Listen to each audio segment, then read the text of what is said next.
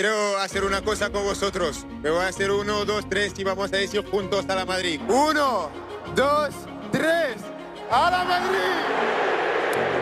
Kylian Mbappe just signed for Real Madrid, and if reports are to be trusted, then he's apparently going to earn 15 million euros a season plus 150 million euros in signing bonuses to be paid over the next 5 years of his stay. And on top of this, he also gets to keep a percentage of his image rights as well. To the likes of me and you, that might seem like a lot of money, but believe me when I say this, that in the world of football, it's not as extravagant as you think it is. In fact, his wage turns out to be approximately £300,000 a week. That's almost 11 times less than what Cristiano Ronaldo, the highest paid player in the world, makes at Al Nassr. Forget about Ronaldo and Messi. Even the likes of Sadio Mane, Karim Benzema, and even Khalid Koulibaly make more than. Now you might point out the obvious that all of these names that I've taken so far play outside of Europe, mostly in the Middle East with the exception of Messi. And I agree, but what if I told you that Kylian is not even the highest paid player in Europe as well? Apparently it's Harry Kane, and his wage turns out to be around £400,000 a week. And no offense to Kane, he is a world-class striker, one of the best players in the world at this moment. Maybe he has a bit of bad luck and a touch of grim, but then again, hey, it's not in his control. But when you are Kylian Mbappe and you are settling for even less than this, at least on paper, then at the very minimum, you should not be called a gold digger. But as it seems, not everyone is as impressed with him as I am. Just last month, giving an interview to a German newspaper, Bayern Munich sporting director Max Eberl slammed modern football as being excessively greedy when asked about Mbappe's transfer to Real Madrid. Now his statements were not like a direct attack to Mbappe as such, but rather an insight into how the present footballing inflation might lead to an eventual demise of the sport.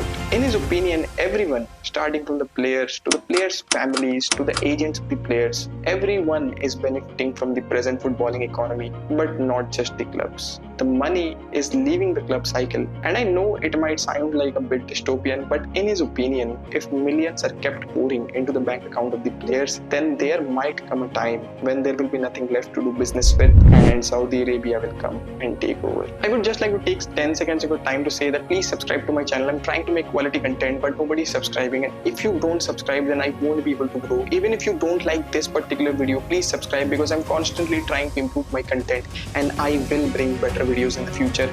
So please subscribe and like if you like this video, and share as well.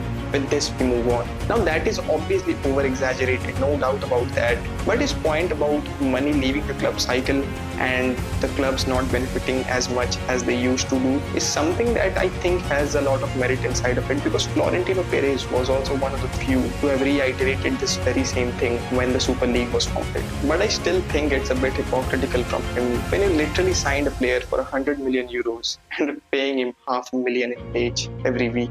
Now talking about Middle East, if we come back to Saudi Arabia, then it would be a good point to note that back in July of 2023, Mbappe was reportedly offered a deal of about $1.1 billion by Saudi Arabian club Al Hilal.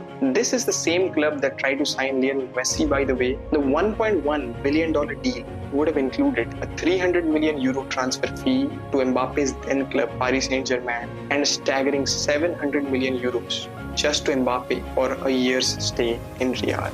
This way, Al Hilal, who wanted a Leo Messi versus Cristiano Ronaldo rivalry at the Saudi Arabian Pro League, would be content with an Mbappe-Ronaldo rival.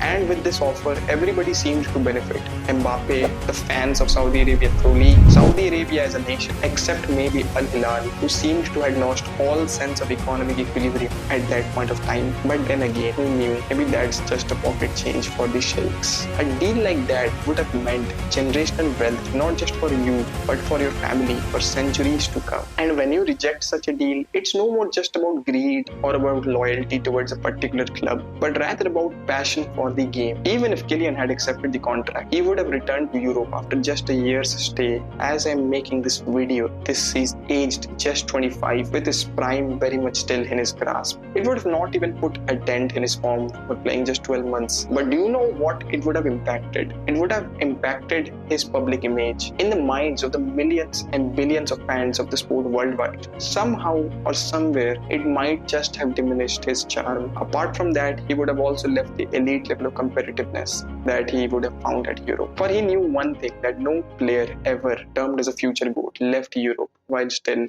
in his prime.